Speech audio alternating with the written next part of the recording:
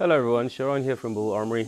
Today I'm going to show you how to install our aluminum extended base pad on a 2011 magazine. Please use eye protection while doing so. First thing we want to do is remove the current base pad by pressing the retaining plate in and sliding the base plate off. This retaining plate will no longer be necessary.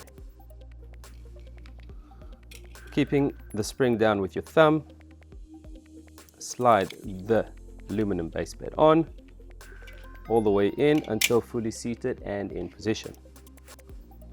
Using a 1.5mm hex key,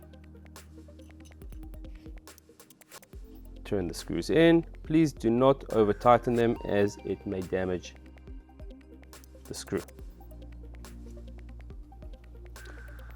Our base pad will also work with other 2011 magazines.